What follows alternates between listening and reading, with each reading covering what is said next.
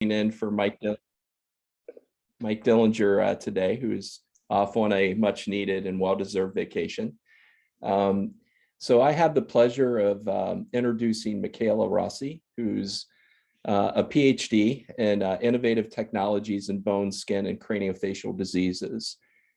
She's currently a postdoctoral fellow in the laboratory of Dr. Del Vittori in a bone physiopathology unit located in the Bambino Gesu Pediatric Hospital in Rome. The main focus of her research has been bone health and disease, with particular attention to pediatric rare and genetic disorders. And since 2015, she's really worked to coordinate a study on the analysis of bone remodeling and Gorham-Stout disease. And this will be the focus of her presentation today. So without further ado, Michela, it's a pleasure to have you, and we're happy you could make time to join to present your exciting work. So I can share my screen to share with you my presentation. You can confirm that you can see the screen and my presentation. So I will start. Yes, we can see your screen.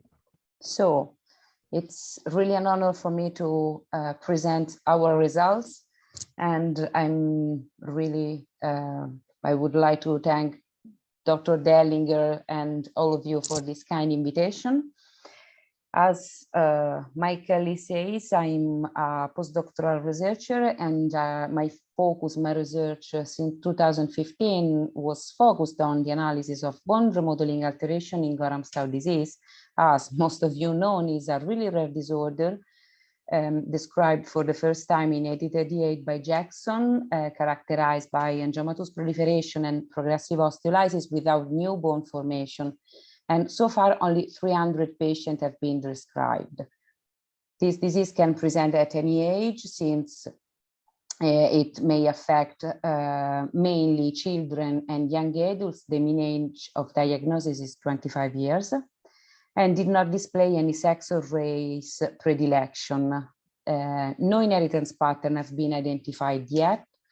Professor Lorenzo, during the first international conference on generalized lymphatic anomaly and Gorham-Stout disease, made an hypothesis of a genetic imbalance in GSD patients, but no further data were published. Recently, GSD is associated with some mutation in GATA2, 10, and KRAS gene. The whole skeleton could be affected by this disease, but the most affected side is femur, and patients suffer from swelling, pain, functional impairment of the affected regions, and fractures. Standard laboratory tests, as maybe you know, are usually normal, and they are used to rule out other diseases such as infection, endocrine and metabolic disorder, and tumors, but are not used to perform the diagnosis. Some of these markers are usually increased, such as VEGF-A, VEGF-C, and interleukin-6. Imaging methods are used to follow the progression of the disease, as you can see by these X-rays, where you can see the complete disappearance of the calcaneus and of the left clavicle in different pediatric patients. Moreover, histological examination of bone biopsies are used to perform the diagnosis. Histological analysis let identify proliferative vessels into the bone and active osteoclast. Due to its rarity, the etiology is still unknown. The diagnosis is based on histological examination, and there are no set therapeutic approach to treat the disease. So the aim of our work was to analyze the bone phenotype and to identify the cellular and molecular alteration leading to the progressive bone loss in GSD patients.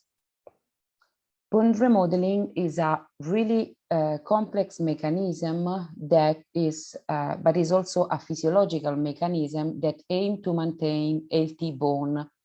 It's divided in different phases in which giant macrophagic cells, osteoclasts, resorb all the damaged bone, and osteoblasts, the new forming bone, create the new bone matrix. These osteoblasts can become lining cells that cover the bone matrix, or may be entrapped into the new matrix that they produce and become osteocytes.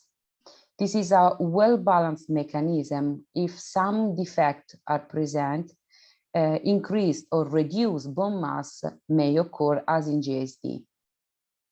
For our study, we recruited 10 patients by the rare disease program of our hospital, the Bambino Gesu Pediatric Hospital in Rome.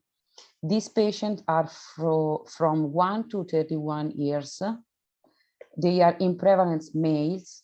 They display osteolysis in the whole skeleton, both axial and appendicular, and 2 of them display also chylothorax, that is the most rare but severe manifestation of the disease.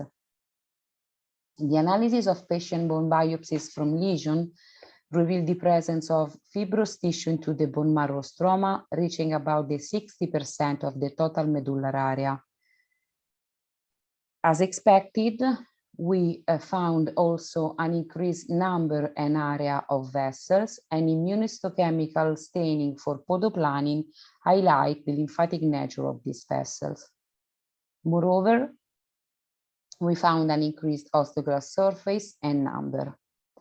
But since it is now well established that also osteocytes could contribute to bone erosion, we evaluated also these cells in the bone biopsies from patients, and in histological analysis revealed that despite no alteration in the number of osteocytes, there's an increase in the mean area of the lacunae, of the place where osteocytes live and are into the bone matrix. The analysis of serum markers revealed an increase of bone resorption marker ICTP, an increase of sclerostin that, beyond its role as inhibitor of bone formation, is also related to vessel formation. An increase of interleukin-6 that has a stimulator and inhibitor effect on osteoclast and osteoblast respectively, and also an increase of VEGF-A related to vessel formation. To analyze the bone remodeling alteration in GSD, we evaluated peripheral blood mononuclear cells isolated from GSD patient. These cells display a twofold increased ability to differentiate into osteoclast, and these cells had also an increased number of nuclei per cell, even more than 30. Interestingly, 75% of GSD osteoclasts had a more motile phenotype, as revealed by the phalloidin staining. Moreover, GSD osteoclasts had also increased ability to resorb bone compared to control cells. To investigate the altered molecular mechanism in GSD osteoclasts, we performed a large array analysis, and we found a modulation of 106 genes.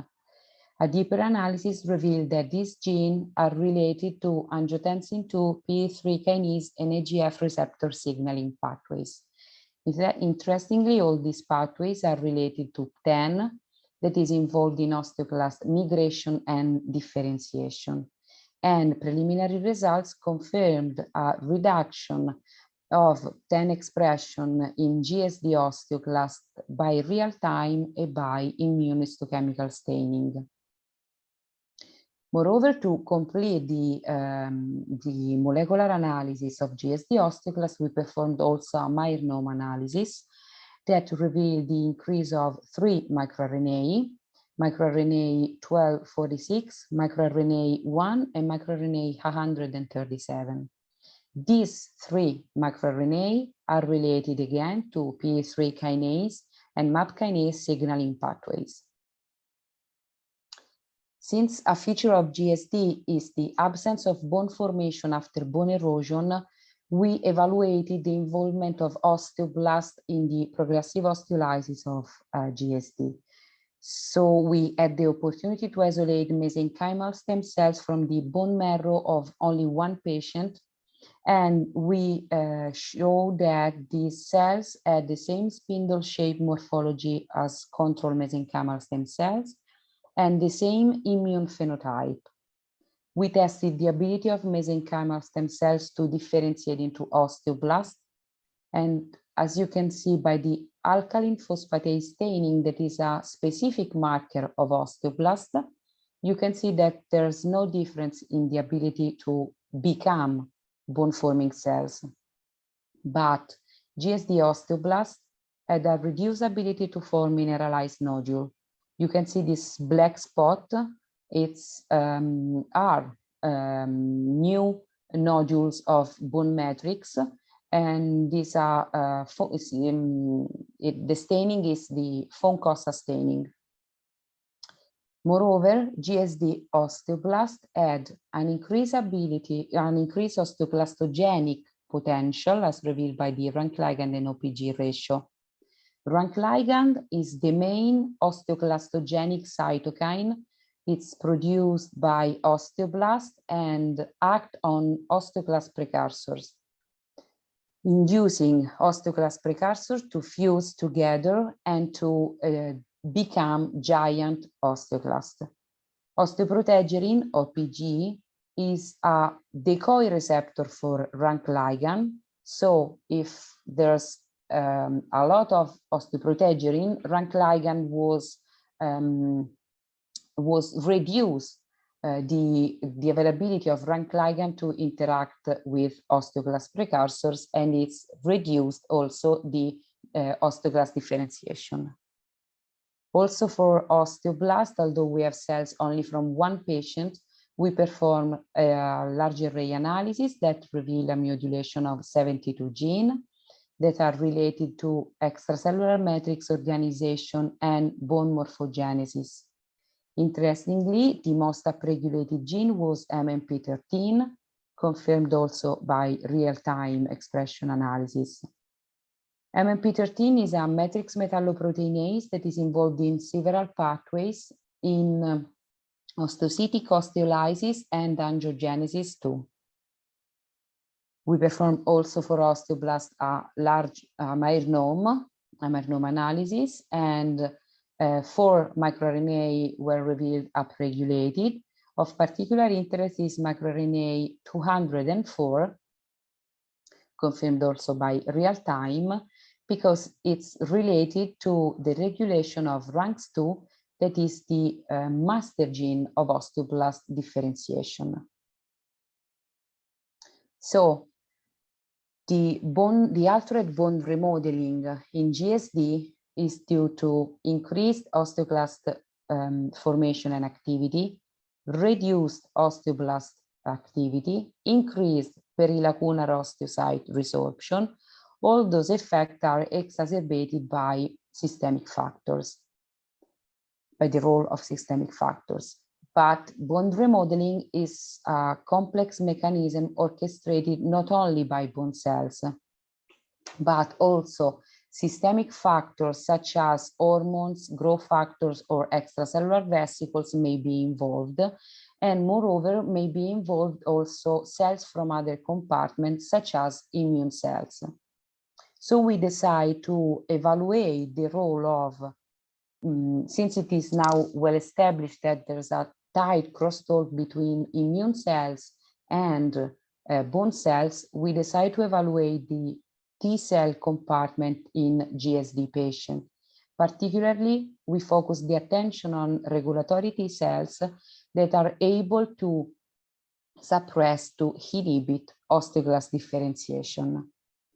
So we analyze the T phenotype in GSD patient, and we revealed an increase of CD8 and a reduction of CD4 positive cells. In this subpopulation, a significant reduction of regulatory T cell was revealed. This was confirmed also by a reduced FOXP3 expression in biopsies from patients. Despite the reduction in the number of regulatory T cells in GSD patients, these cells still maintain their ability to respond to extracellular stimuli such as CD3 and CD28, and they maintain also their ability to suppress the role of effector T cells. Moreover, when regulatory T cells were sorted, so purified and co-cultured with healthy donor PBNC, they maintain the ability to reduce osteoclast differentiation as regulatory T cells sorted from control subjects. So, in the complex mechanism of bone remodeling, we have to add also the involvement of regulatory T cells whose reduction reduce the osteoclast inhibition, so may increase the osteoclast resorption that we know is present in GSD patients. In our laboratory, we analyzed also extracellular vesicles as prognostic and diagnostic tools. So we decided to evaluate also in GSD this heterogeneous population of bilated particles that may be released by all kinds of cells and that may be found in the microenvironment or in circulation. These small particles are made of two different populations, made of exosome and microvesicles that differ for biogenesis and dimension. These particles may vehicle nucleic acid, protein, even organelle, and may influence or interact with target cells by direct contact with receptor, by fusing with the plasma membrane, or by endocytosis.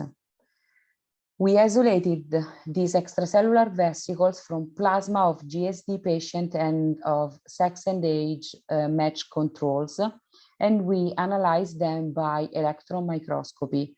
This analysis revealed that they are rounded shape, that they may be found as single entities or in small cluster, and that they had a mean dimension of 100 nanometer, suggesting an enrichment in exosome population. Then we analyzed these extracellular vesicles by fax after a staining with an intracytoplasmic green dye to identify the population of interest. Then we quantify the number of these extracellular vesicles, and as you can see, there's no differences in the number of vesicles in GSD patient compared to control.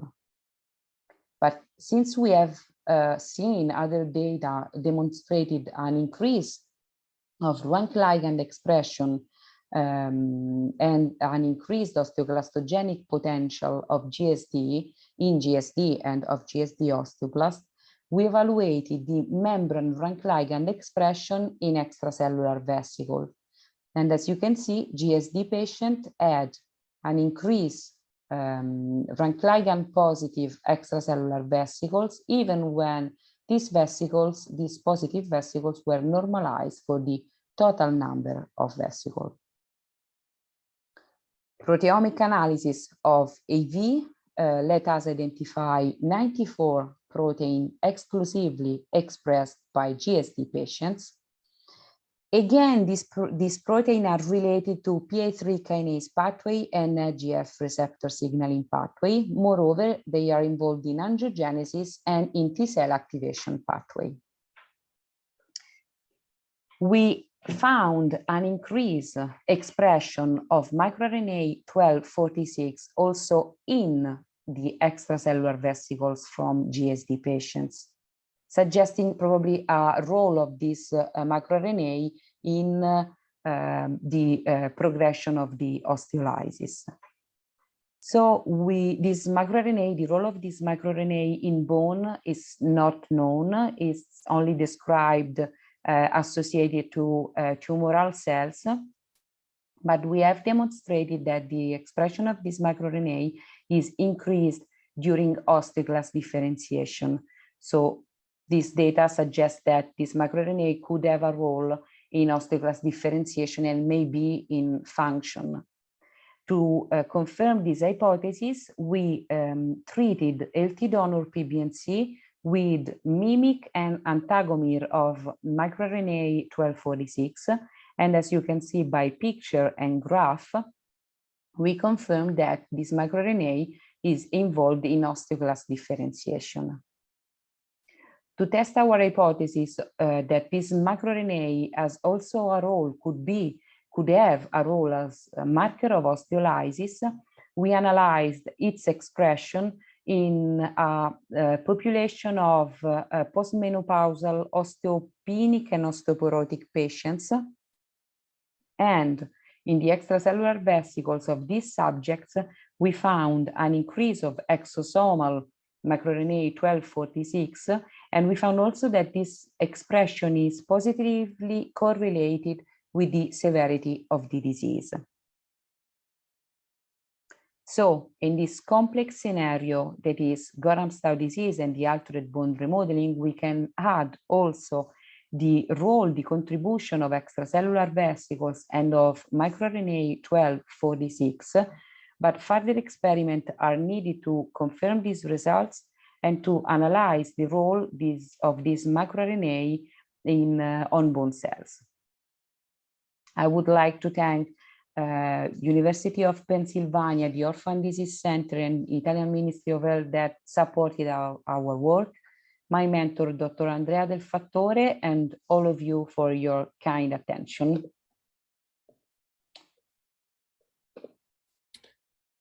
I'll be really short, so I have many times to answer to questions and to discuss with you about our data. Fantastic presentation, Michela. I really appreciate that. And please, guys, if you have questions, just unmute yourself and ask them directly.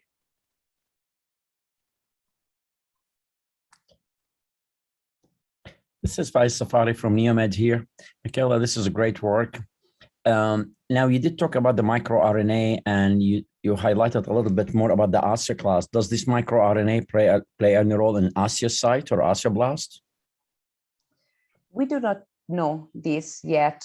We are now starting to evaluate the role of this microRNA in general bone cells, and we have to understand which target this microRNA had, and also which is the role in others in the other cell type, the other bone cell type. What we know now, but I do not have the data here in the presentation, is that in healthy donor osteoblast, the expression of microRNA 1246 is reduced compared to mesenchymal stem cells. So it's not important during the osteoblast differentiation. So this is the only data that I know on bone cells different from osteoblast. That's great. If you don't mind, I have another question. You did show those extracellular vesicles. They have more rank ligand on the surface. Yes. Now, do you think this rank ligand is going to stay on the surface and going to come close to those progenitor osteoclasts and differentiate them, or is going to be release of those extracellular membrane? Well, this is a good question, and it's really difficult to answer to this one. In another study, we have submitted a paper to JPMR about the osteoporotic patient that I showed in the last slide. In this paper that I hope will be accepted, we show that also osteoporotic patient had increased rank ligand expression in the extracellular vesicle. Then what we have done in this work, we used extracellular vesicle isolated from this patient to treat peripheral blood mononuclear cells and induce the osteoclastogenesis. What we see is that the osteoclastogenesis with these extracellular vesicles is increased. So maybe this rank ligand may act to influence osteoclast precursors. But of course, I cannot exclude that also the content of the extracellular vesicles could have an effect on osteoclast differentiation. So maybe it's not easy to know which part could have a role on osteoclast, on the differentiation. Great. Thank you. It's wonderful work. Thank you. Hey, I'm sure I missed this. What was the source of extracellular vesicles? How did you collect those? Were those We isolated extracellular vesicles from plasma by ultracentrifugation. Okay. Do you have any ideas of the source of those extracellular vesicles, or did you look at like your MSC lines you have and see if you could capture some of the enrichment of the microRNAs in like an in vitro model? It's not easy to know which is the source of extracellular vesicles when you isolate them from plasma. So due to the fact that all the kind of cells could release them. But what we can do is to isolate cells from conditioning media of cells from patients. So from a specific population, we have extracellular vesicles isolated from osteoblast. And now we have to, to analyze also this specific extracellular vesicle to know if it's the rank ligand, the increased rank ligand of GSD osteoblast to be present on the total population of extracellular vesicles from plasma. So we are now moving to the deeper analysis of these particles. Was even because you analyzed, you ran them through flow cytometry, right? When you looked at the rank ligand. So even there, was it sort of homogeneous that rank ligand was kind of up across the entire distribution, or is it just a small fraction of extracellular vesicles that have a really high MFI for rank ligand? There's a really high expression of rank ligand in these vesicles. It's about, I didn't show the percentage of the rank ligand, but only the number of rank ligand positive vesicles. But when you see the percentage of vesicles of the total population, it's over 50%. So it's really huge, a really huge expression. But rank ligand, it's cytokine produced by T cells, by osteocytes. So it's really, it's really present in a human body in subjects. Right. So the reason I was getting at is that would suggest that the elevation is really systemic in many cell types, possibly, as opposed to a small subpopulation of cells that are secreting. Yes. So it will be necessary to analyze single population. I one more question that's not related. There's others at all. This might be a little off the wall. Do you know, has anyone looked at the microbiome in these patients? I saw a really interesting talk about bone remodeling in the microbiome, and you could mess with mouse bone strength by messing with the microbiome of the mouse. And I was just wondering in Gorham-Stout if people have ever looked at that. Yes, but the microbiome and bone, it's really, I don't know how to say, but something really exciting in these recent years. So maybe we can look also to this. We have 10 patients, that is really a huge population. Yeah. And so maybe we can analyze also this part of the disease and made a comparison and an interaction with bone cell and microbiome. But we have to move step by step due to. Sure. Yeah, I've always just been, it's so curious to me that the clinical onset of this disease is so variable in terms of when it's manifested. And so what is the trigger that suddenly you get, some people are 20 something when they get enough bone absorption that they notice it versus younger. I've always found it very curious. So thank you very much. That's really interesting. Here, thank you so much.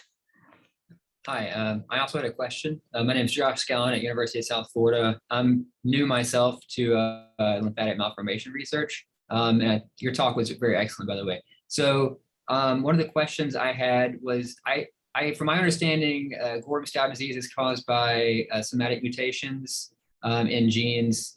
I thought maybe in LECs. So does your work seem to suggest that there are somatic mutations that could be occurring directly in the bone cells themselves?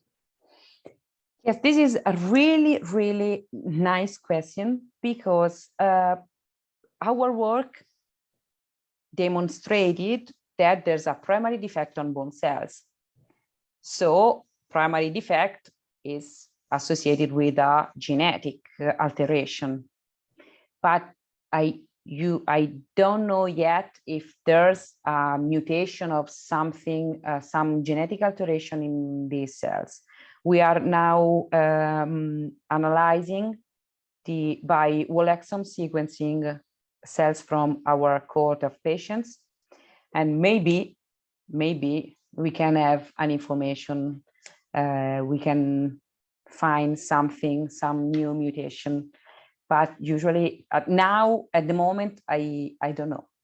Okay.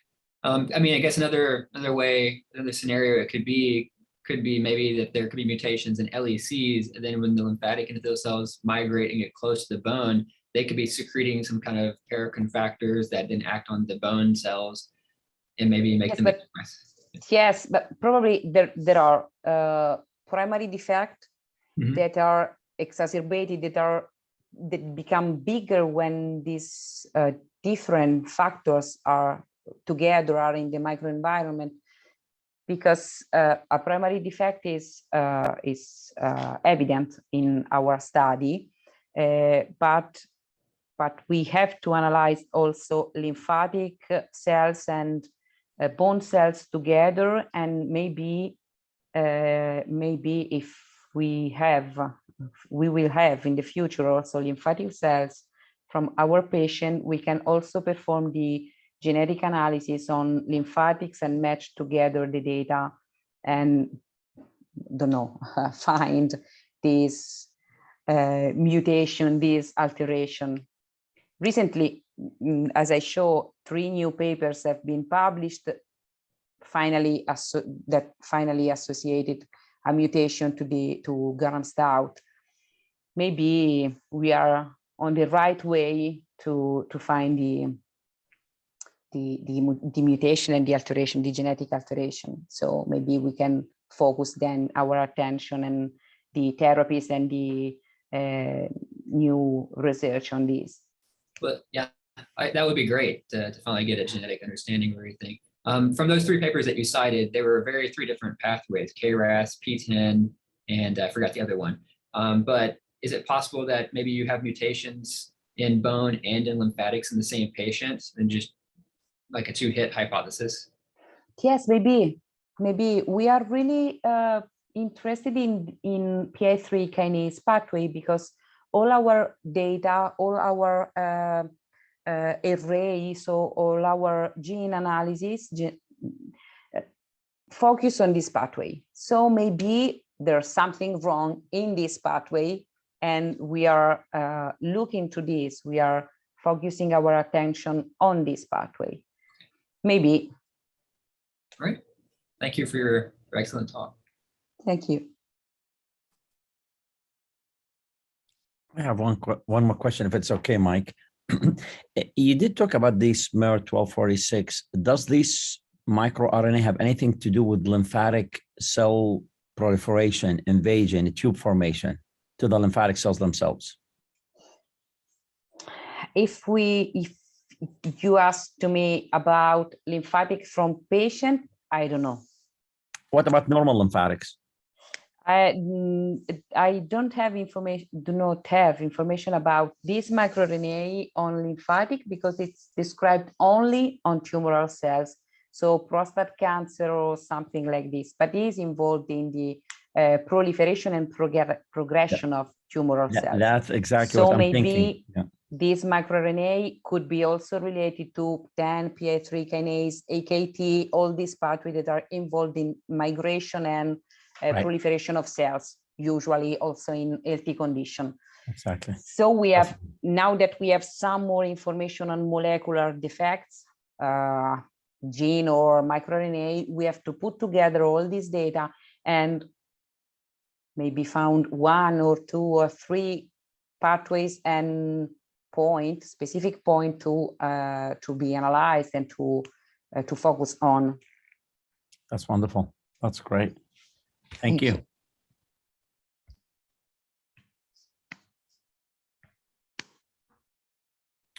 Are there any other questions?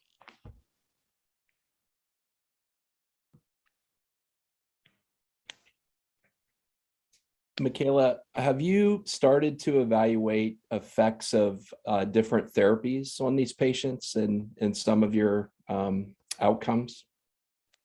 Yes, it's the last project that $1 Million Bike Ride founded to my mentor. The main objective of this grant was to evaluate how bone cells and T cells changed if these cells change after therapies. Our patients are treated with sirolimus, an inhibitor of mTOR pathway, and with denosumab, that is an inhibitor of bone resorption, so it acts on osteoclast. What we have seen is that after, and we are following patients, they are treated monthly, and we are following patients for 1 year. And what we see is that bone cells, we are evaluating also osteoclast precursors, so bone cells, bone differentiation, and it's reduced osteoclast differentiation, and osteoclast precursors become similar to healthy donor. And on regulatory T cells, there's also a huge effect, because this extremely reduction that we have, that I showed to you in this presentation, is not so huge, but the Treg cells become as healthy donors. So probably these therapies are good, have an effect on the cells that we analyzed. And moreover, we had also some changes in bone markers. We have a reduction of bone resorption marker, and we have a reduction of sclerostin. So it seems that the disease it's reduced, and it's not so aggressive. It's exciting.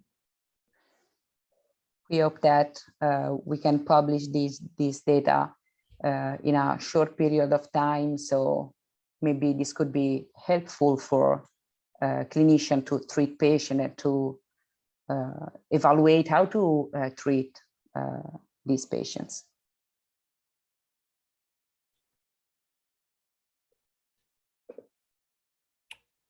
Other questions?